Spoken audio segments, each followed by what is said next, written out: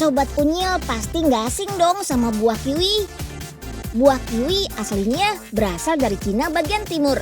Tapi sejak Perang Dunia Kedua, tanaman kiwi banyak dibudidayakan di Selandia Baru. Wilayah Selandia Baru memang dikenal sebagai surganya pohon kiwi. Soalnya sinar matahari nggak berlebihan, udara sejuk, curah hujan nggak terlalu banyak, dan tanahnya subur. Biasanya waktu tanam kiwi dimulai dari bulan Mei sampai Oktober. Lahan kiwi berhektar-hektar di Selandia Baru ini yang ngelola orang Indonesia loh. Wah, kita kenalan dulu yuk sama Pak Udin. Halo Pak Udin. Halo Nyil. Pak, hari ini jadikan nunjukin Unyil dan teman-teman ke kebun kiwi di New Zealand. Jadi dong. Yeay! Akhirnya Unyil kesampean juga nih. Unyil ajak ke kebunnya yuk. Kita kemon.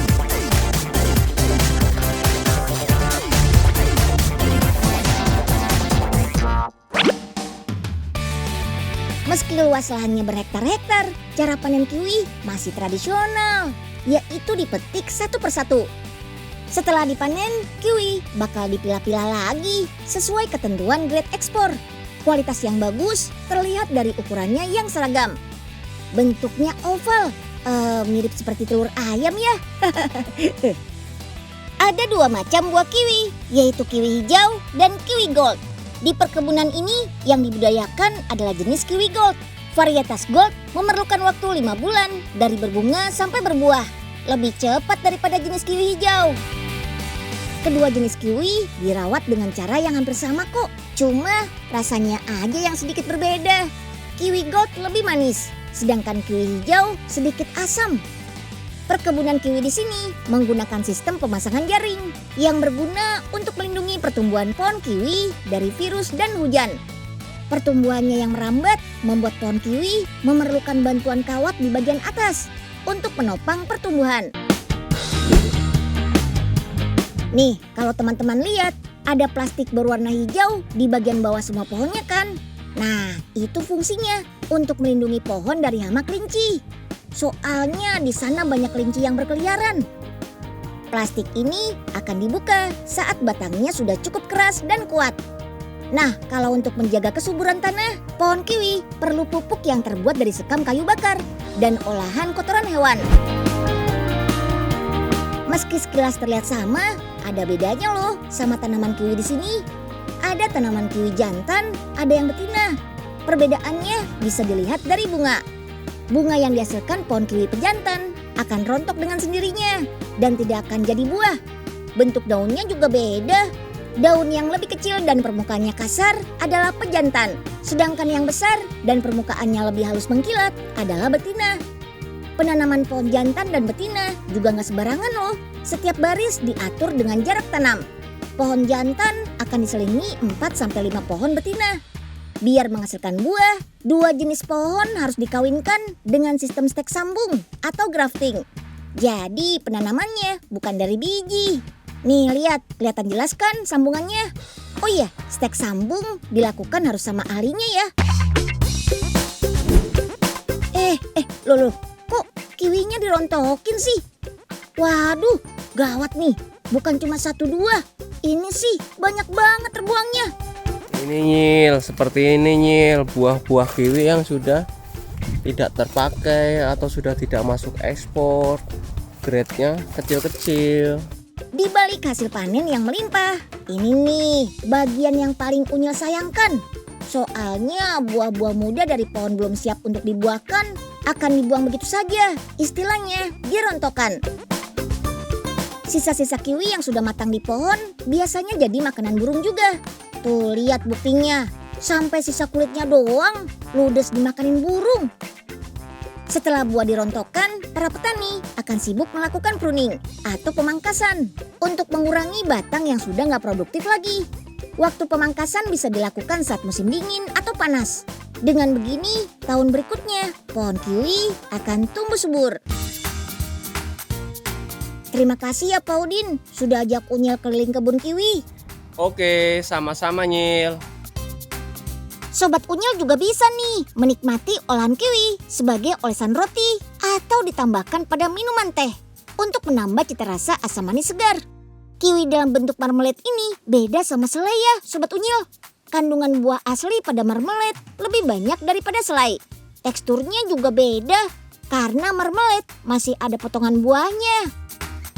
Untuk membuat marmelat kiwi harus dikupas dulu ya. Lalu masukkan ke dalam air supaya buahnya bersih. Lanjut, buah kiwinya dihancurkan. Tapi nggak sampai halus. Jadi masih berasa potongan buahnya gitu deh. Kiwi halus dimasak dalam tangki kukus pada suhu 90 derajat Celcius. Kapasitas tangkinya sebesar 300 kg. Jadi masaknya sekitar 30 menit sampai 1 jam. Masaknya juga nggak boleh terlalu matang supaya nilai gizi buah kiwi tetap terjaga. Sebagai pengawet alami, tambahkan gula ya. Lalu untuk menambah cita rasa asam segar, marmelat ditambahkan cairan asam sitrat. Untuk menjaga kualitas, perlu diuji dulu kadar gula dan tingkat keasamannya. Kalau sudah, tinggal dikemas dalam botol kaca deh. Sobat Unyil juga bisa berkreasi dengan olahan kiwi loh. Misalnya dijadikan isian makarun. Apalagi kalau makarunnya dibentuk jadi karakter lucu-lucu kayak gini. Pasti bikin ngiler kan?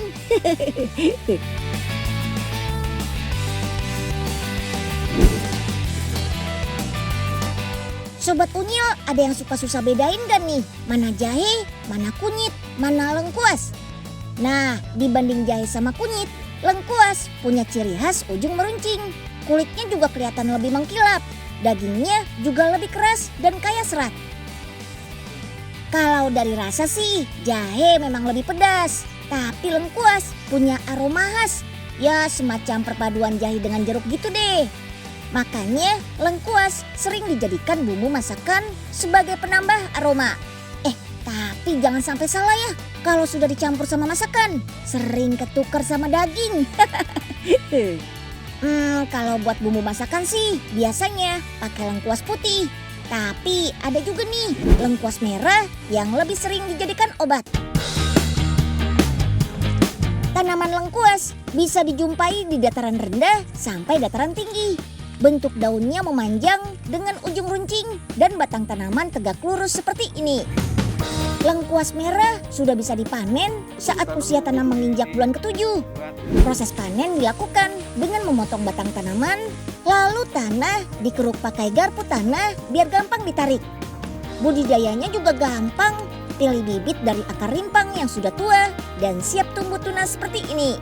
Lalu tinggal tanam di tanah yang gembur dan diberi pupuk. Lengkuas merah sering dijadikan bahan obat karena kaya antioksidan. Kandungan senyawa lengkuas merah bermanfaat untuk meredakan batuk akibat radang tenggorokan dan membantu meringankan sakit perut. Untuk membuat minuman kesehatan dari lengkuas, biasanya cukup direbus saja. Tapi kalau malas ribet, tinggal pilih yang siap minum juga ada kok. Kakak-kakak dari Fakultas MIPA Universitas Negeri Malang inilah yang berhasil memanfaatkan berbagai jenis biofarmaka menjadi minuman kesehatan. Lengkuas merahnya dipotong-potong dan direbus. Untuk 1 kg lengkuas merah membutuhkan sekitar 5 liter air. Tambahkan lagi bunga telang sebagai pewarna alami pada air rebusan lengkuas merah. Selain warnanya, bunga telang juga bermanfaat buat kesehatan, terutama untuk menurunkan tekanan darah dan menjaga gula darah. Perebusan ini menggunakan metode infus, jadi nggak boleh sampai mendidih. Cukup rebus selama 10 menit saja. Rebusan lengkuas merah ini didiamkan sambil didinginkan. Lalu tambahkan perasan jeruk nipis yang kaya akan vitamin C. Rasa asam dari perasan jeruk nipis bakal memperkaya rasa minuman jadi lebih segar. Sip deh, tambahkan lagi air gula asli sebagai penambah rasa manisnya. Seluruh hasil campuran dari rebusan lengkuas merah, bunga telang, dan perasan jeruk nipis ini bakal didiamkan selama semalaman atau kurang lebih 12 jam sebelum dikemas. Tujuannya supaya serat-serat lengkuas mengendap. Selain lengkuas merah, ada bahan lainnya juga nih, yaitu buah mengkudu. Di balik bau menyengat dan rasa pahit, ternyata buah berwarna hijau ini banyak mengandung senyawa aktif antioksidan yang bagus buat kesehatan tubuh, serta mampu menurunkan tekanan darah dan pelebaran pembuluh darah. Potongan mengkudu kemudian rebus sampai mendidih. Air rebusan inilah yang nantinya bakal dijadikan jelly buat menambah tekstur minuman. Ya mirip-mirip minuman boba gitu deh.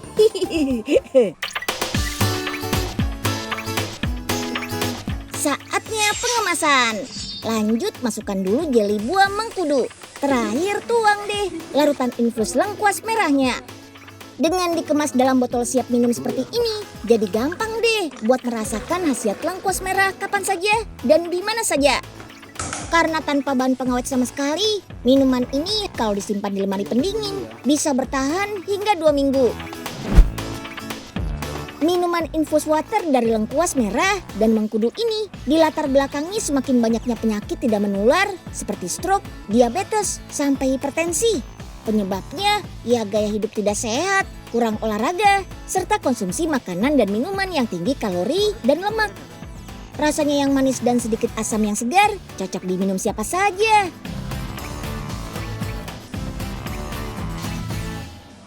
Beres juga masak. Mudah-mudahan cepet laris. Halo Mpok Ipe, pesan pal gentong yang paling enak dong, 1 dibungkus ya. Hah? Enak aja. Yang kemarin kan belum dibayar. Ya, please Po, utangnya sekalian besok Oka bayar semua ya. Ya udah, nih. Awas ya, besok kalau kagak dibayar. Makasih Mpok Ipe yang baik. Dasar si gundul. Dia kagak tahu tuh empal gentongnya. Udah kasih lengkuas yang banyak biar rasain. Wah, pasti enak nih.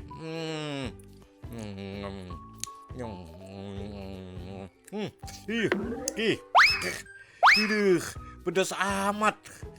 Waduh, lengkuas segini gedenya kok bisa di sini? Yuk kita kemon. Gak cuma untuk hiasan atau untuk mengungkapkan perasaan saja loh. Bunga juga punya banyak manfaat. Salah satunya sebagai bahan makanan.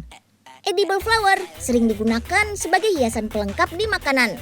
Misalnya cookies edible flower ini nih. Sebelum dikonsumsi, pastikan bunganya sudah masuk ke dalam daftar edible flower ya. Soalnya ada beberapa bunga yang gak layak dikonsumsi karena mengandung racun. Dan harus dipastikan juga kalau bunga yang dikonsumsi dikembangkan secara organik. Jadi nggak bakal ada cairan kimia yang berbahaya untuk tubuh. Bunga cerah di antara dedaunan hijau ini namanya bunga nasturtium. Tanaman bunga yang masih satu keluarga dengan kubis ini asalnya dari Amerika Selatan. Tepatnya tersebar di negara Peru dan Kolombia. Bunga cerah ini mampu membunuh bakteri patogen dan meningkatkan sistem metabolisme tubuh karena kaya kandungan karoten. Di tempat asalnya, nasturtium digunakan untuk mengobati beragam penyakit. Bahkan dulu petani sayuran menanam nasturtium sebagai pestisida alami loh. Sekarang sih bunga cantik ini jadi favorit para chef sebagai campuran salad atau hiasan kue. Nah kalau yang ini namanya marigold. Dulu di negara Kanada dan Meksiko, marigold dimanfaatkan sebagai pakan ternak karena unsur karotenoid yang ada pada bunga baik untuk unggas. Kalau di Indonesia, bunga marigold justru dimanfaatkan sebagai pengobatan untuk antiseptik dan anti jamur. Buat sobat unyil yang mau coba menanam edible flower di rumah, simak baik-baik nih tipsnya. Kali ini kita mau belajar menanam bunga kosmos atau bunga kenikir. Bahan-bahannya ada humus, tanah yang dicampur dengan sekam kering, biji bunga kosmos, pot bunga, dan air. Sebagai lapisan pertama, masukkan humus, tanah, dan biji bunga kosmos. Terakhir, tambahkan sekam dan air. Cukup menunggu 7 hingga 8 hari sampai bibit bunganya mulai tumbuh ya. Bunga kosmos tergolong mudah dan mampu hidup di wilayah tropis. Jadi perawatannya juga gampang. Baiknya tanaman cantik ini disiram kurang dari jam 10 pagi ya, agar pertumbuhan tanamannya lebih sempurna. Oke deh, sekarang kita bikin kubis bunganya ya. Bunga yang bisa dipakai yaitu onion flower atau bunga bawang. bunga adas, Euphorbia mili, chrysanthemum, dan marigold. Ada telur ayam organik juga nih, supaya lebih sehat dan juga bikin cookiesnya lebih renyah. Lanjut, campur krim mentega dengan bunga yang sudah dikeringkan. Bunga kering digunakan supaya nggak ada getah yang bisa merusak cita rasa adonan. Terus, biar manis kayak unyil, tambahin gula halus deh. Bahan-bahan tadi dicampur menggunakan mixer.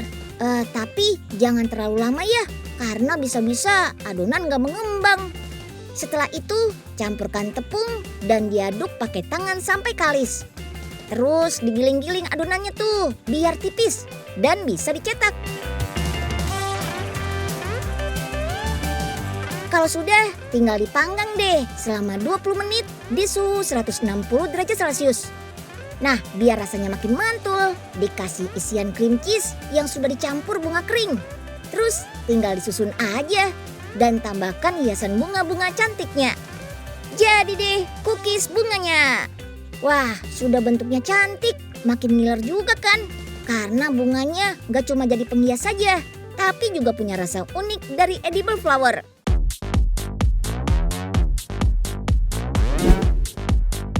Wah, cantik banget nih cabainya. Warna-warni kayak pelangi ya. Sesuai warnanya, cabai ini namanya cabai pelangi. Tuh, ada warna merah, ungu, hijau, oranye. Wih, keren.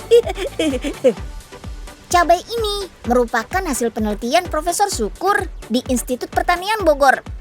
Awalnya, Profesor Syukur ingin membuat cabai yang bisa ditanam di rumah. Tapi supaya warnanya tidak monoton, dibuatlah cabai dengan warna pelangi seperti ini.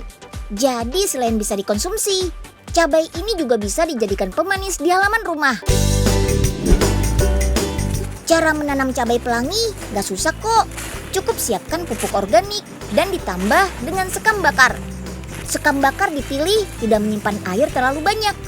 Kalau di dalam media tanamnya mengandung terlalu banyak air, nanti bibitnya jadi basah dan busuk. Jadi gagal deh tanaman cabainya. Setelah dicampur, tinggal disiram dengan air. Tiap lubang hanya butuh 1 biji saja. Dalam waktu 4-5 minggu, kalau daunnya sudah tumbuh sempurna sebanyak 4 helai, baru deh tanaman sudah bisa dipindahkan ke pot. Nah, yang ini sudah lebih dari 4 helai daun nih. Artinya bibit sudah siap ditanam di pot. Setelah 3 bulan berada di pot, tanaman cabai sudah bisa berbuah deh. Warna-warni ini sebenarnya adalah tahapan proses pematangan. Untuk cabai jenis Nazla, saat baru tumbuh, warnanya ungu tua. Semakin lama warnanya menjadi hijau, lalu menjadi merah. Meski warnanya ungu dan tergolong masih muda, cabai ini sudah bisa dimakan kok. Rasanya memang kurang pedas, tapi kandungan antioksidannya tinggi loh.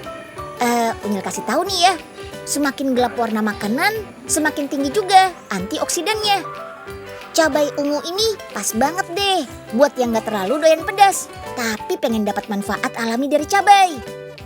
Untuk perawatannya, tanaman cabai cukup diberi pupuk campuran AB mix seminggu sekali. Kalau pas musim hujan, tanaman cabai gak perlu terlalu sering disiram ya. Biar gak gampang busuk, cukup 3 hari sekali saja. Dalam 2-3 bulan setelah masa tanam, cabai sudah siap untuk dipanen. Hore! Nah, sekarang kita bikin tumis dengan cabai pelangi yuk. Siapkan sawi putih, wortel, jamur kuping, dan pastinya cabai pelangi dong.